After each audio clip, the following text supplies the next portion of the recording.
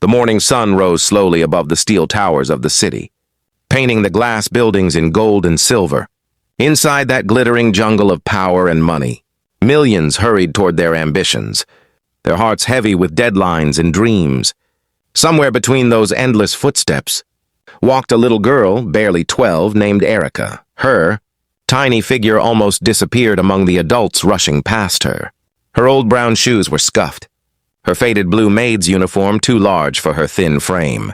A few strands of curly brown hair escaped from her messy braid, sticking to her cheeks wet with tears. She carried no bag, no umbrella, nothing but desperation clasped in her small, trembling hands. Her mother lay miles away in a cramped, dimly lit room, burning with fever. The doctors had refused to treat her without money. Erica had spent the entire night sitting beside her mother's bed, pressing a damp cloth to her forehead, whispering prayers into the silence. When dawn broke, she made a promise to herself.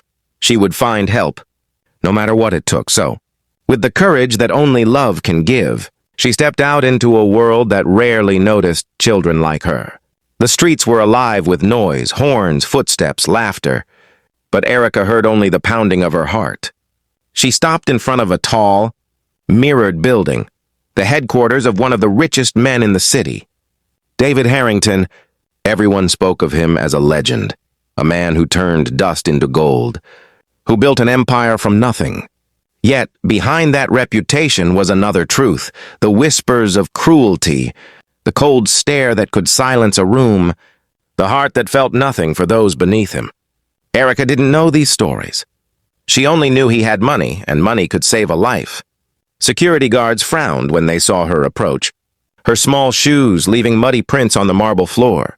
But something in her tear-streaked face stopped them from shouting. She walked past the crowd, her tiny fingers clutching the letter she had written the night before. The elevator ride felt endless. She stared at her reflection in the golden walls, her eyes red, her lips trembling, her heart whispering the same prayer again and again. Please, someone help Mama. When the doors opened, a cold gust of air-conditioned silence greeted her. The office looked like another world, walls of glass, floor of white stone, desks shining under perfect light. At the far end sat the man she had come for, David Harrington, tall, perfectly dressed in a charcoal suit, his silver watch gleaming like armor. Papers and screens surrounded him. Yet his face showed no life, only control. The little maid took a step forward, her breath shaking, the world around her blurred. The weight of fear almost broke her voice. She held out the letter, her eyes begging for compassion that had long vanished from this room. But compassion never lived here. The man barely lifted his gaze. The soft hum of machines drowned the sound of her heart breaking. Within moments, her fragile hope shattered into silence. The guards returned, confused and uncertain. And in that confusion, she found herself back in the elevator, alone, defeated and shaking. As the doors closed, she saw his reflection one last time, the face of a man too powerful to feel. Outside, the city no longer looked golden. The streets seemed colder, the air heavier. Erica walked aimlessly until her legs gave out near the corner of the road. She sat on the pavement, her back against a street lamp, her head buried in her knees. Cars rushed past, tires splashing puddles, strangers glancing but not stopping. Her tears mixed with dust, creating small rivers on her cheeks. She whispered to herself that maybe kindness didn't exist, that maybe the world had forgotten how to love. Above her, the sky grew darker, though the sun still burned. A billboard nearby flashed advertisements about charity foundations, luxury brands, happiness for sale, everything that money could buy, except what she needed most. The narrator's voice softens. Sometimes the smallest cries echo loudest in the heavens, even when the world is deaf. The wind blew gently, carrying the smell of gasoline and rain. Erica looked up, watching the tall buildings shimmer like giants who didn't care who lived in their shadows. Somewhere in one of those towers, David returned to his work, untouched, unchanged. He didn't know that a little girl's tears had fallen onto the same road where his name shone from giant billboards. He didn't know that destiny had already begun to write, a lesson money could never buy. As minutes passed, the rhythm of the city swallowed her sobs. But then something shifted. A silence between two passing cars. A pause in the noise of life. In that brief stillness, the camera lingers on her face, eyes swollen, lips trembling, hands folded in prayer. Her innocence, though bruised, still glows like a candle against the wind. A heart that turns away from compassion forgets that once it too was small and helpless. The walls we build with pride eventually trap us inside them. And somewhere, beyond those walls, a child still waits for someone to care. The scene widens. The camera drifts upward, showing the enormous contrast between wealth and poverty, the shining tower where power sleeps, and the lonely child sitting beneath its shadow. A soft piano begins again, almost like a heartbeat returning. The frame freezes on Erica's face, the last tear gliding down her cheek as the narrator whispers. This is where her story begins, not with mercy, but with rejection. Because sometimes, the greatest lessons start from the cruelest moments. The screen fades slowly to black, leaving only the faint echo of city sounds and a promise of change yet to come. The day moved forward. But for the little girl sitting on the cold pavement, time stood still. The crowd around her flowed like an endless river, faces without names, footsteps without meaning. Each person carried their own story, but none paused to see hers. In a world spinning so fast, the pain of one child was invisible, swallowed by the noise of engines, the flash of phones, and the heavy march of indifference. Erica sat curled up against a lamppost, her arms wrapped around her knees, the faint tremor in her hands revealing both fear and exhaustion. Her cheeks were streaked with dried tears, her hair tangled by the wind. In her lap, the crumpled letter, the one she had written so carefully for help, was now just a piece of paper stained with dirt and hopelessness. The ink had begun to blur like her faith in humanity. Cars honked nearby. A man in a dark coat walked past, his expensive shoes splashing through a puddle beside her. He didn't even look down. A woman in a red dress glanced for a moment, then turned away quickly, pretending not to notice. Every heartbeat inside Erica felt heavier, as if each one carried a question. Why does no one care? There are moments in life when the world feels like a locked door, and every knock is met with silence. But even when hope shatters, its pieces still shine, waiting for someone kind enough to notice. The wind picked up. Clouds gathered above, turning the bright city dull and gray. A drop of rain landed on Erica's hand, then another, and another, until the sky began to cry with her. People hurried to open umbrellas and run for shelter. But the little maid didn't move. She let the rain soak through her thin uniform, her eyes fixed on the blurred reflection of tall buildings on the wet road. The city lights shimmered through the raindrops, beautiful yet unreachable, like dreams too high for her small hands to touch. In the background, the music swells, soft piano mixed with distant thunder. Erica closes her eyes. For a moment, she imagines her mother's face, pale, weak, but smiling. She remembers her voice, whispering stories before bed, teaching her that kindness always comes back like sunlight after rain. But the sunlight seemed gone now, and she wondered if her mother had been wrong, if the world no longer had any warmth left.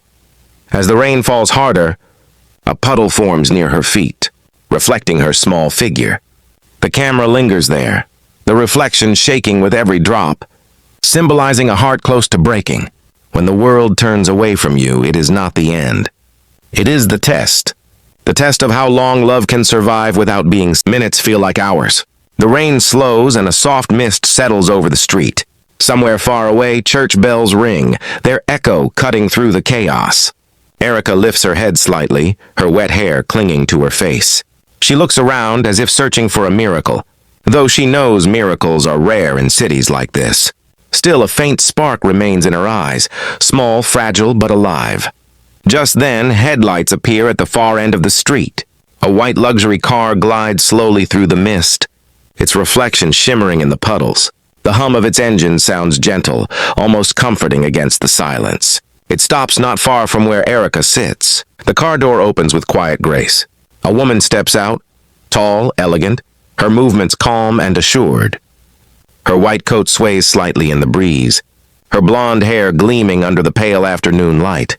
Her name is Sophia, a woman known for her success, admired for her beauty but rarely understood for her heart.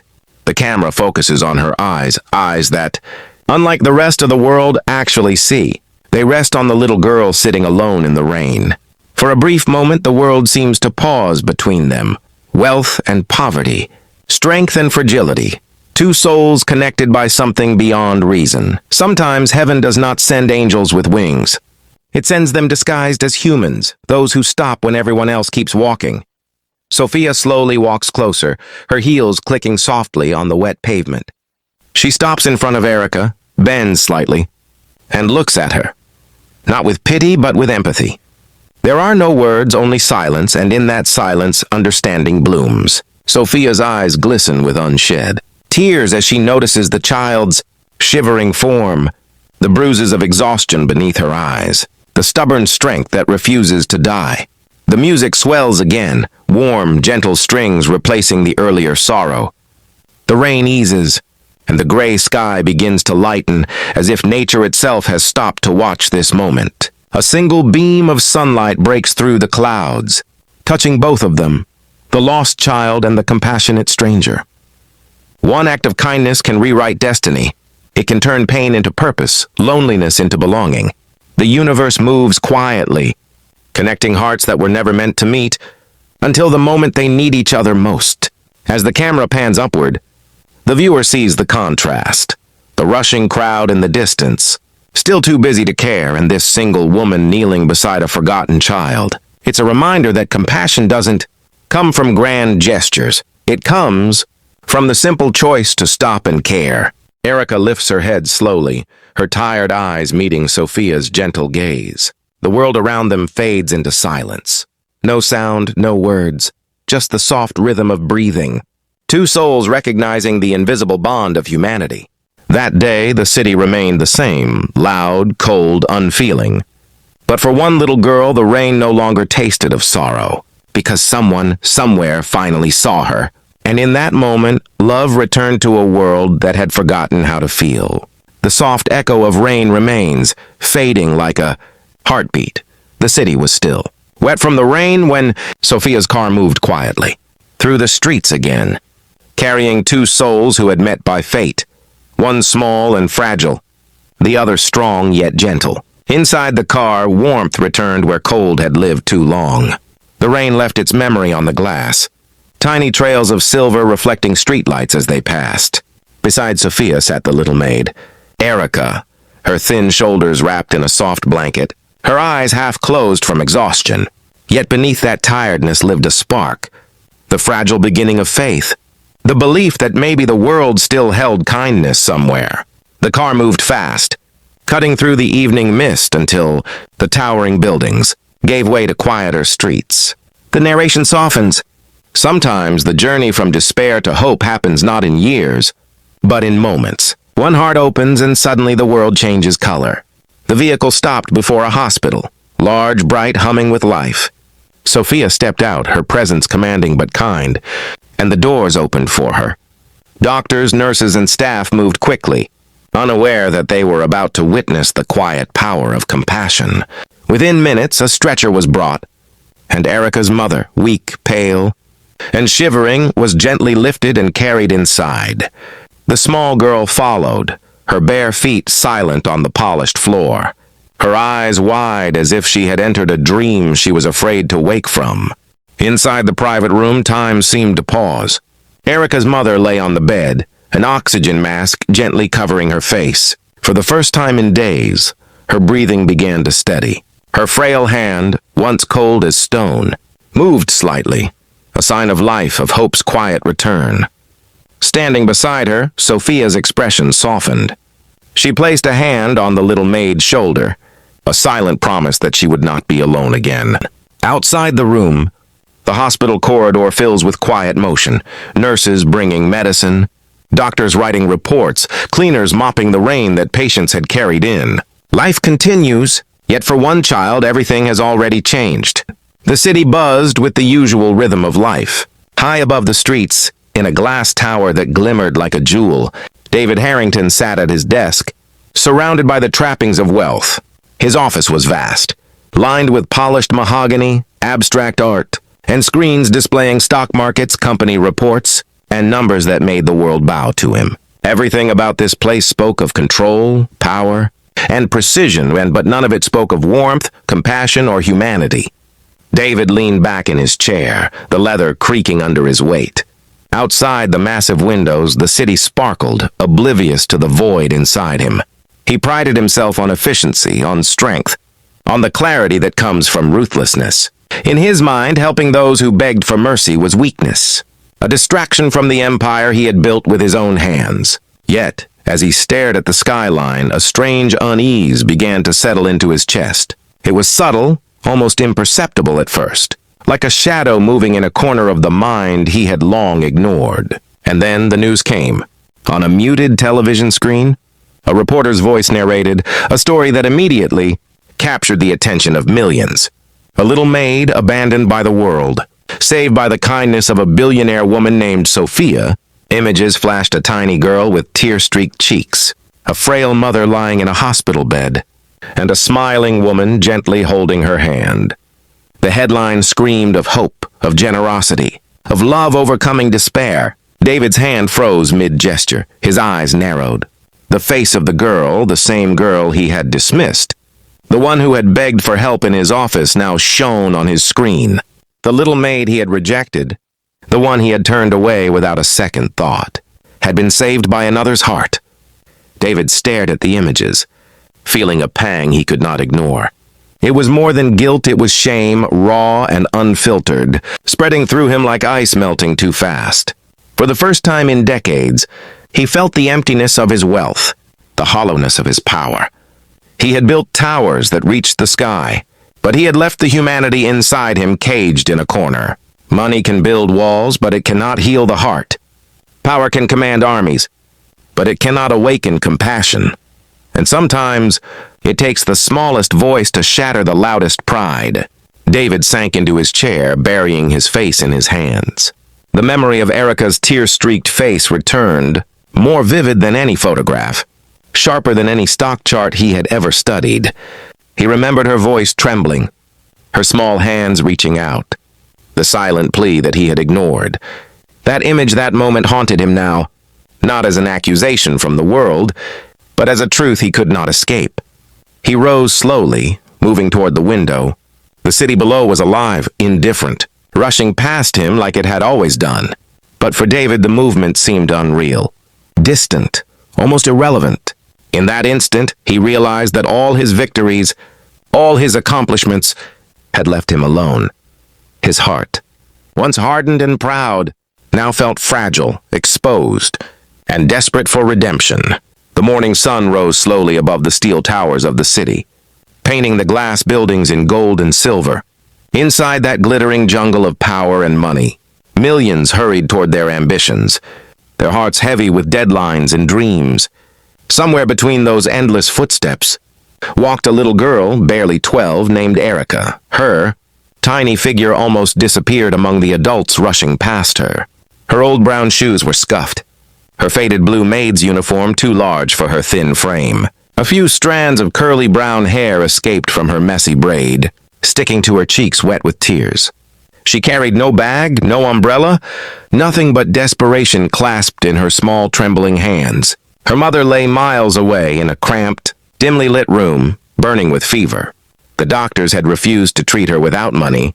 Erica had spent the entire night sitting beside her mother's bed, pressing a damp cloth to her forehead, whispering prayers into the silence. When dawn broke, she made a promise to herself. She would find help, no matter what it took. So, with the courage that only love can give, she stepped out into a world that rarely noticed children like her. The streets were alive with noise, horns, footsteps, laughter, but Erica heard only the pounding of her heart. She stopped in front of a tall, mirrored building, the headquarters of one of the richest men in the city. David Harrington. Everyone spoke of him as a legend, a man who turned dust into gold, who built an empire from nothing. Yet, behind that reputation was another truth, the whispers of cruelty, the cold stare that could silence a room, the heart that felt nothing for those beneath him. Erica didn't know these stories. She only knew he had money, and money could save a life. Security guards frowned when they saw her approach, her small shoes leaving muddy prints on the marble floor. But something in her tear-streaked face stopped them from shouting. She walked past the crowd, her tiny fingers clutching the letter she had written the night before. The elevator ride felt endless. She stared at her reflection in the golden walls, her eyes red, her lips trembling, her heart whispering the same prayer again and again. Please, someone help Mama. When the doors opened, a cold gust of air-conditioned silence greeted her. The office looked like another world, walls of glass, floor of white stone, desks shining under perfect light. At the far end sat the man she had come for, David Harrington, tall, perfectly dressed in a charcoal suit, his silver watch gleaming like armor. Papers and screens surrounded him. Yet his face showed no life, only control. The little maid took a step forward, her breath shaking, the world around her blurred. The weight of fear almost broke her voice. She held out the letter, her eyes begging for compassion that had long vanished from this room. David stepped closer, each footfall echoing in the silent room. The mother, though frail, looked at him without fear, only quiet acknowledgement. Erica glanced up, her eyes meeting his. There was no anger, only a cautious understanding. A reminder that forgiveness is stronger than resentment, and hope stronger than despair. Time seemed suspended. The city outside continued to roar with ambition, wealth, and the endless chase of material gain. But inside this hospital room, everything that mattered existed in a single moment. The narrator's voice rises gently, cinematic and moving. A single child's heart can awaken what years of wealth cannot. A little tear, once ignored, can stir the conscience of the mightiest man. And when empathy is recognized, it does more than heal. It transforms. David's posture softened.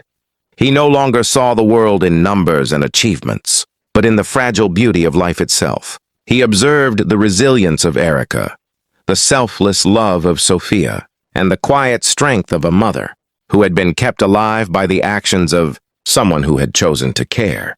For the first time, David understood what true wealth meant, the ability to give, to lift and to heal.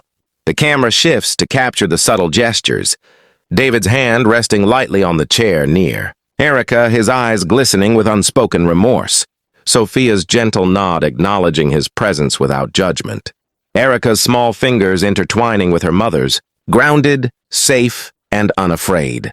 The music swells, piano and strings weaving a tapestry of hope, redemption and emotional triumph. Sometimes the world teaches its lessons through silence. Sometimes it teaches them through tears. And sometimes it teaches them through love so profound that even the hardest heart cannot resist its pull. A child who had nothing, a woman who gave everything, and a man who finally saw together. They changed the course of lives. Days passed, and with them came transformation. David's empire continued, but its master had changed. No longer defined solely by ambition, he sought to balance his power with compassion. Inspired by what he had witnessed, he joined forces with Sophia, creating a foundation dedicated to helping the forgotten, the sick, and the orphaned. Their foundation, Heart for Humanity, became a symbol of what could happen when empathy guided action. When wealth was measured in deeds rather than dollars, Erica flourished under the care of Sophia and the renewed attention of David. She returned to school, her uniform neat, her books organized, her smile bright and unbroken. No longer was she a child defined by suffering. She became a child defined by resilience, courage, and the love she had been given. Each morning, she would look out at the city she once thought cold and indifferent, her heart whispering quietly, "There is hope. There is kindness. There is love."